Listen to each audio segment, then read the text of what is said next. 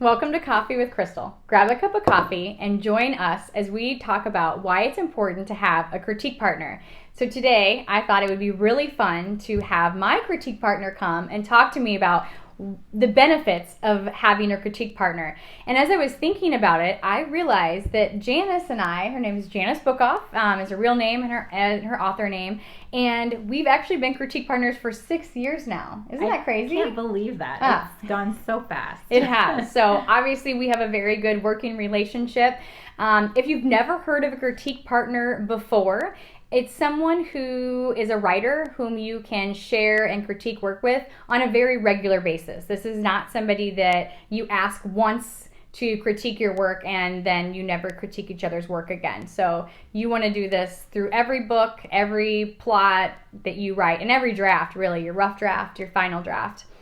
And their influence extends far beyond the editing process. They are so vital, and I would highly recommend to any writer out there, whether you're at the very early stages of your writing career, or even if you've published several books and you've never had a critique partner, I would still highly suggest that you get one.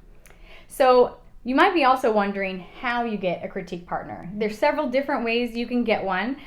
Janice and I were really lucky. Janice had a writing group at her house. Mm-hmm. She started a writer's group, a local one, and I went to it. And at one point, she started asking if anyone wanted to do it. Exactly. So the first thing you have to do is ask. And ask any writer that you know that you think might be somewhat on your level, or even a writer you could bring up to your level that you would be able to work with. And so we were really blessed to find each other. I mean, it worked from the very beginning. We've never had an issue where we've had to sit down and go, I'm really offended because I can't believe you would say that about my book. No, never. We've just become really, really good friends in the process. And we really rely on one another throughout every process of our writing. But you don't have to find a local critique partner necessarily. Through the Romance Writers Association. So because I'm a romance writer, I'm a part of that association, and I know that they have an opportunity on their website that you can go to where you can say that you're looking for a critique partner. The only hard part about that is you don't know if your personalities will click. Mm-hmm. So you can, it's free. You can try to have somebody read your work and they can read yours. But you may get lucky and you really connect and you hit it off. But it may take a little bit longer to find a critique partner that way, just because, Janice and I already knew that we clicked, that we liked each other, and that actually does, I think, make a difference. When you're writing critiques to one another. So those are a couple ideas. Otherwise, you could probably even get on Facebook and ask if anyone else is a writer. There are a lot of closet writers out there, so you never know. It could be someone who used to walk down the hallway from you in high school, who's also writing, and maybe the two of you can start critiquing one another's work. So, like Janice said, just ask, and see who's out there and who would be interested in doing that for you. Yes, and look for somebody who is open to feedback. I think that's one of the most important qualifications with a critique partner, is somebody who is open to feedback. Crystal has always just amazed me at her ability to take a look at her work objectively and to take in any comments that I might have on it without getting defensive, and with complete understanding that both of us want to make the work better. So I think that's a very important quality in a critique partner, is being open to feedback. Yeah, I would completely agree.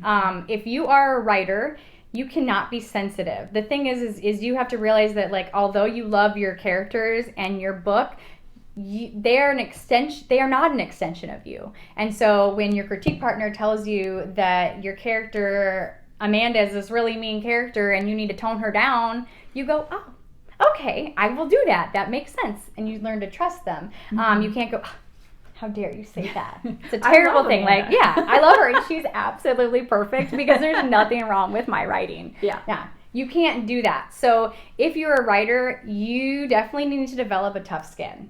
And so I think that's why a lot of people can be hesitant to have a critique partner. But if you find that right person, especially if you are friends with them, then you can start off gently at first with how you say things. There's always a good way to word something. You don't have to go, that really sucked. I don't think I've ever said that, which Janice doesn't write anything that sucks anyway. But, there are ways to go around wording things where you don't have to hurt their feelings. You just need to let them know that it needs to change. Exactly.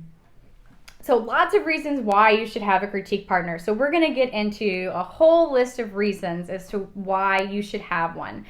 Which the first one I always think of is brainstorming and plotting. Oh, I love our brainstorming sessions. They are so much fun. We're really lucky because we do live locally together, and Yes. so we can get together and sit down and say, all right, let's come up with a list. One of my favorite things is coming up with a list of bad titles. This is totally Janice's idea. Oh, I love but she that. loves just being like, all right, let's come up with some really bad ideas, and then maybe we'll find a good one in the midst of it. Yeah, and they're mostly all bad, but they're really fun. There's always that one where you're like, Yes. maybe I could tweak that and turn that into the novel or the title for the novel or the title of the series or whatnot. But I have many writer friends who have online critique partners who are just as close, even though they can't get together on a regular basis in person. And Crystal and I even did that when I made a move to Louisiana. We were still critique partners. We still interacted all the time online when I moved to Louisiana. And thankfully now I'm back. But yeah, you can be a critique partner with someone and be very close to them, even having never met them.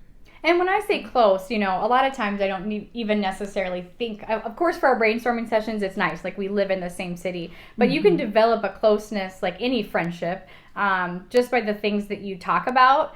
And because our conversations can go so deep because we both at our very core are writers. And so, Janice actually used to be a geologist. And I used to be a teacher. We used to do very different things, but at our core, we've always loved writing and we felt very called to do writing. And so, finding somebody who you can even just connect with on that sometimes can feel like a burden, like a weight lifted off of your shoulders because you find someone who actually understands you a little bit. Because let's be honest, writers can be really weird. So finding someone else who's weird like you is really awesome. Yeah, special people is what we are. I like that. What's one of the reasons you love having a critique partner? Oh, gosh. Not to put you on the spot. No, when Crystal asked me to sit down and think of the reasons why I love having a critique partner as amazing as Crystal, I had so many of them. But the one that kept coming up most often in my mind was that we fill in each other's gaps in writing. Like everyone has strengths in writing and they have challenges in writing. And I'm a very plot-driven person, and that leads me to sometimes struggle with my characters and their internal journeys and deepening them as people. Because sometimes, I'll admit, there's sometimes plot points where you just need to get to here. But Crystal will come along and say, well, why does that character want to get to there? Because she's very character-driven. And she has deepened my writing more than I could ever say because she forces me to engage with the characters more and help them determine how they're changing because of my plots. And I feel like I also help her fill in some of her weak areas because she's so good at character and so character driven. And sometimes she just wants her characters to be happy. I do. And they can be happy. I want them to be happy too, but that's in the But end. not at the beginning. Yes, not at the beginning. My first novel, I think they were happy for like the whole first beginning of the book, and Janice is like, no, you need to build suspense in the beginning of the book, and not everything can just get worked out by halfway through the book. Like you need to be building it until the very last scene. Yes. So their happiness at the end is always greater when they've been through all of that. Yes. So yeah. So and I don't think we mentioned this before. Plot. Janice writes Christian suspense. Yes. So she's more natural at the suspense part, even in a scene, right? Because every scene should be building suspense throughout it too. And so Janice is really good at breaking apart something where I might only have like 5 lines. And she's like, ooh, let's just elongate this to like 20 more lines. So then by the end, like, you're like, oh my gosh, this is, they finally get to that ending point where the suspense has been built a little more versus me just putting it in, halfway through the scene. I'm like, okay, it's good. It's fine. And I do have people ask me, since I am a suspense author, I have people sometimes ask, why do you have a romance author as your critique partner? And I can't say highly enough how wonderful that works for us, and that we really do help the other person grow in the areas that we need to. So I think it's fantastic to have the multi-genre perspective in your work.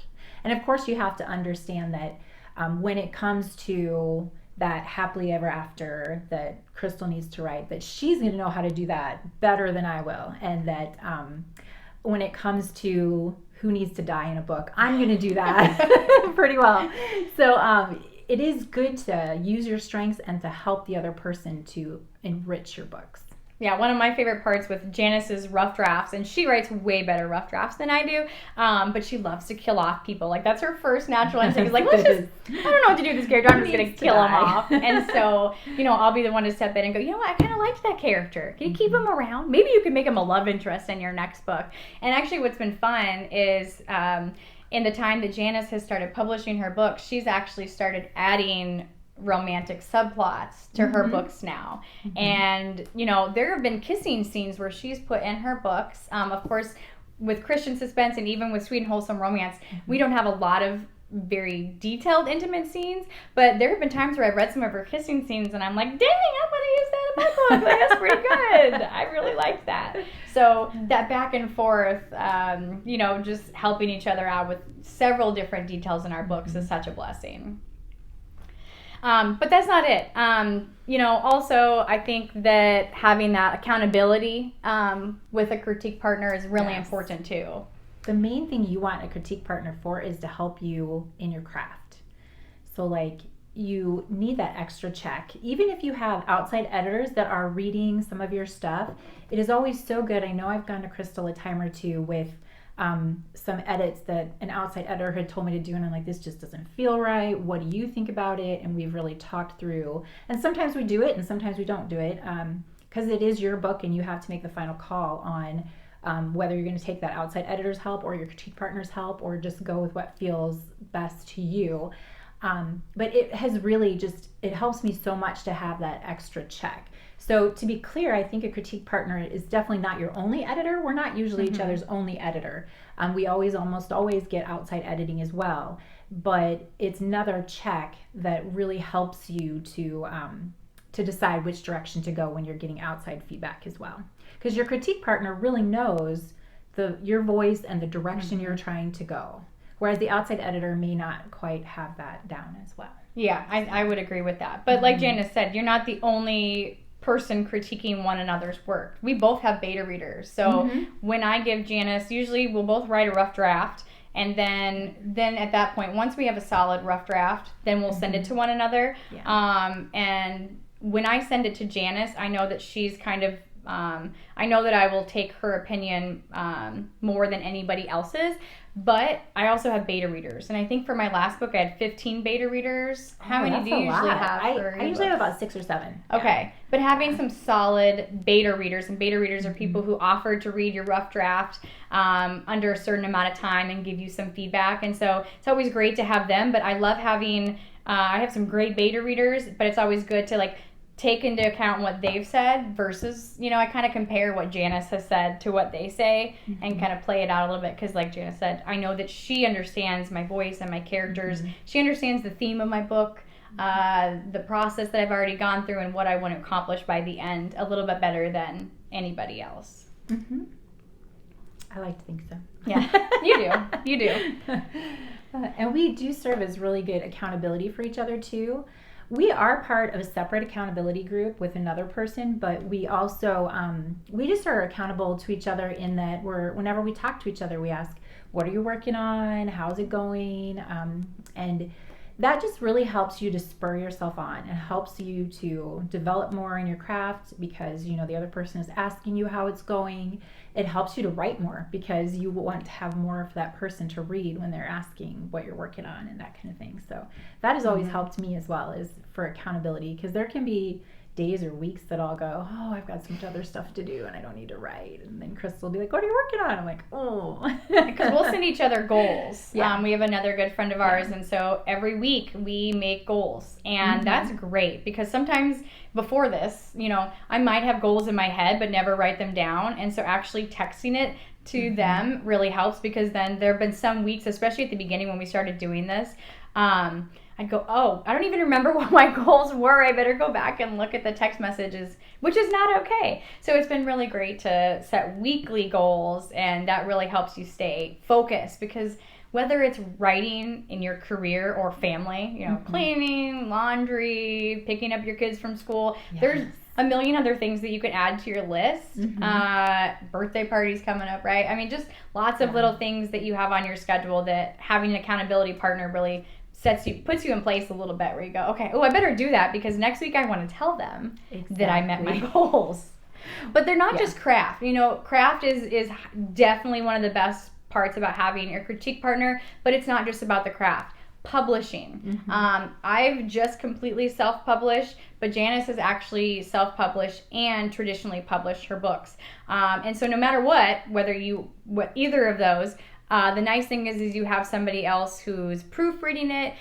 We always send each other our back cover blurbs. So after we've read our rough drafts, we can say, hey, what does this back cover blurb does it sound okay to you? Does it look good? Is there anything else you would add?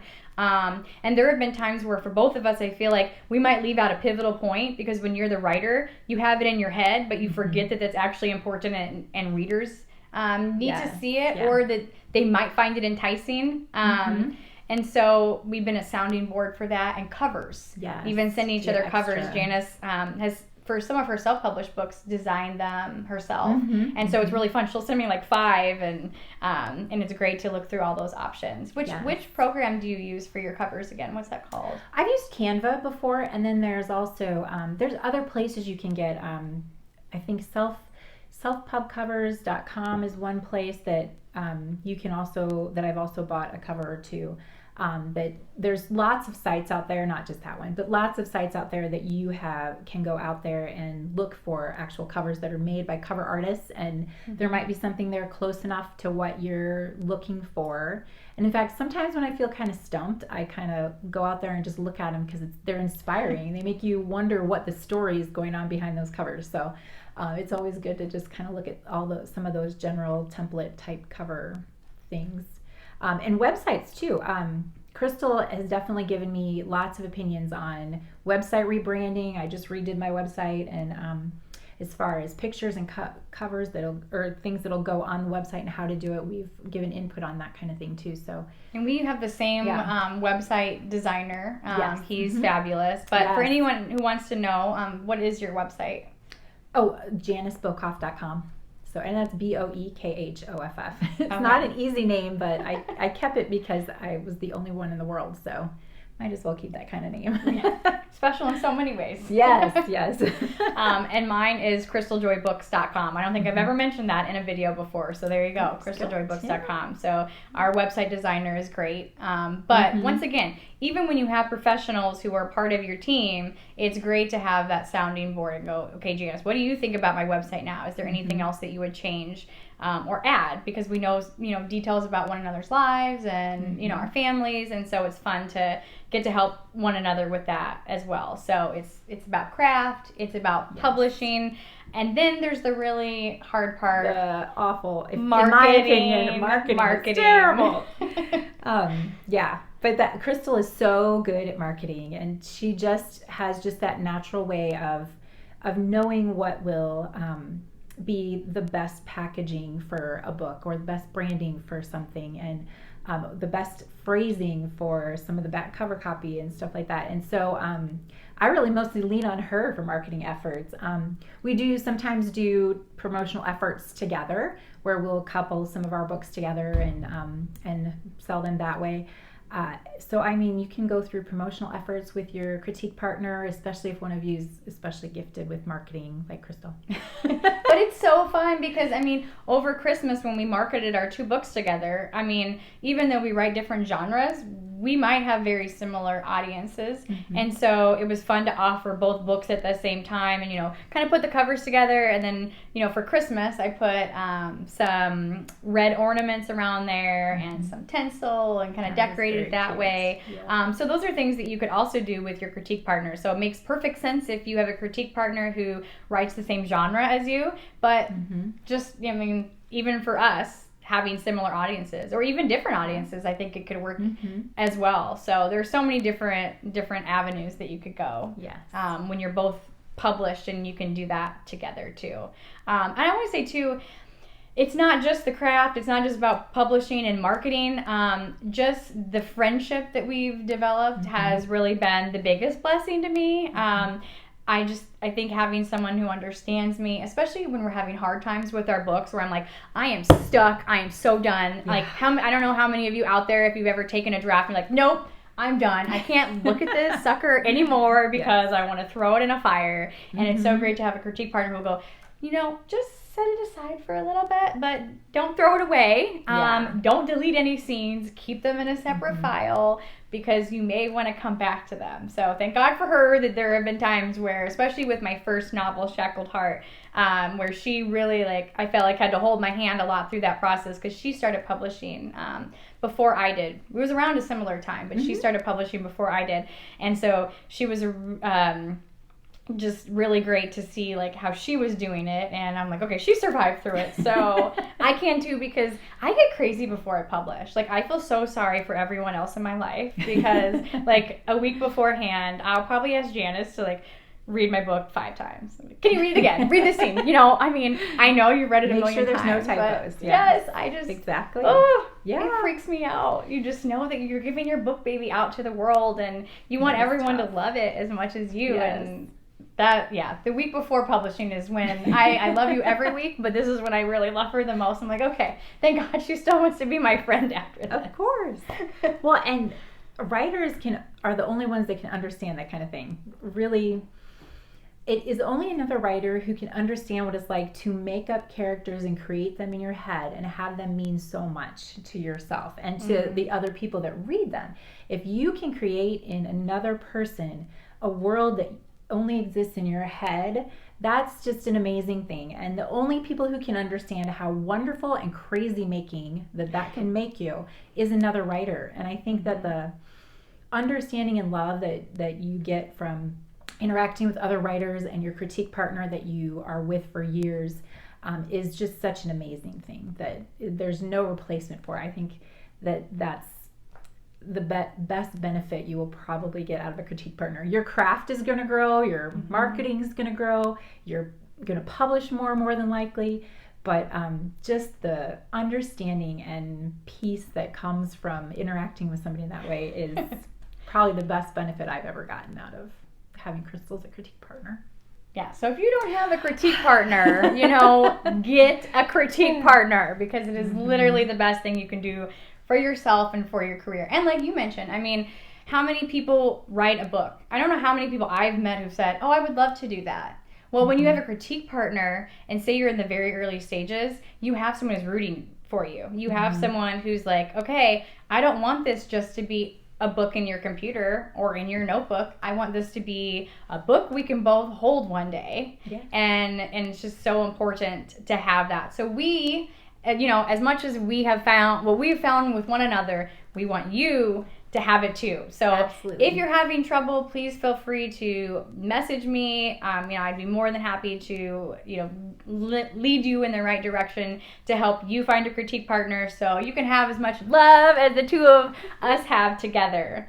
So thank you so much for joining us today. I hope you learned how to get a critique partner, all the benefits to it, and anything else that you didn't learn that you would like to, please feel free to comment below, and don't forget to subscribe for new weekly content.